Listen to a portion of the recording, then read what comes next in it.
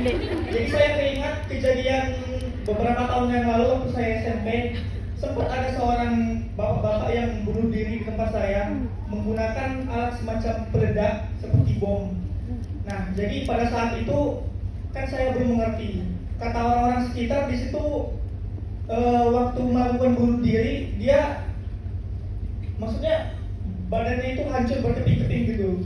Nah, jadi saya penasaran bagaimana kita sebagai orang Islam istilahnya kayak mengkafani atau ya mensucikan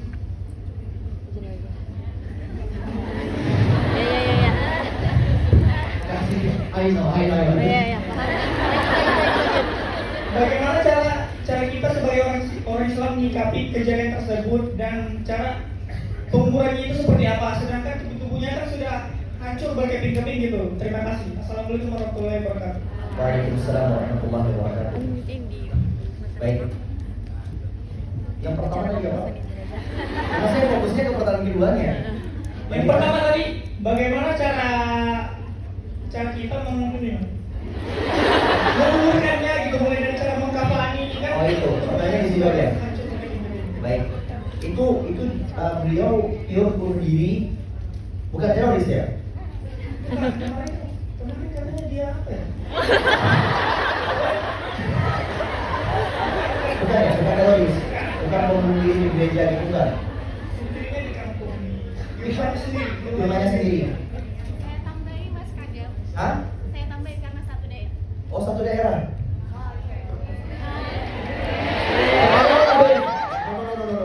Gak usah dicoplang kalian.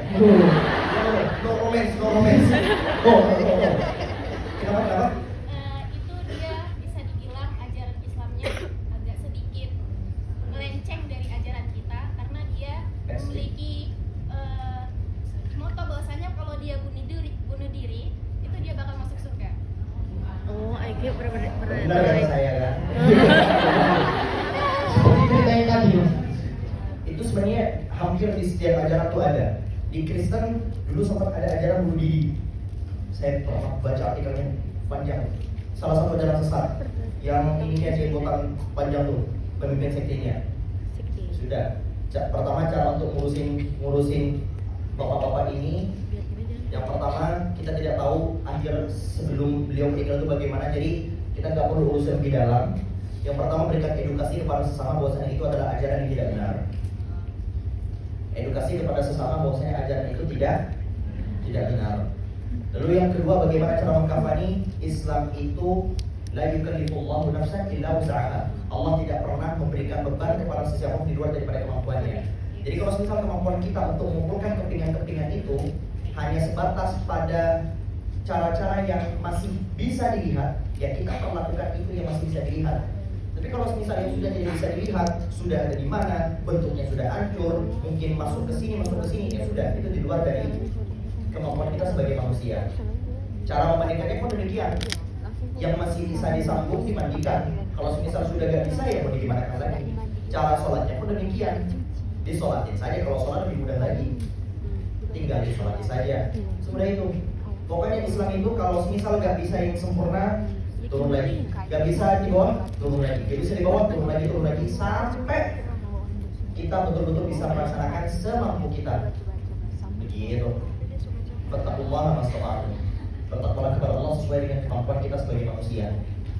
La yukallifullahu nafsan illa wus'aha. Allah tidak pernah membebani manusia di luar daripada kemampuannya. Maksudnya juga gak penasaran begitu. Maksudnya kayak gimana cara tenaga bersihin dia? Hah? Itu udah lama kejadiannya Mas. Gak lama? Udah lama. Oh udah lama. Baik, terima kasih. Oke, cukup mungkin dikarenakan waktu kita membatasi 3 pertanyaan tadi. Mungkin kita selanjutnya akan masuk ke sesi yang ketiga, yaitu sesi yang terakhir yang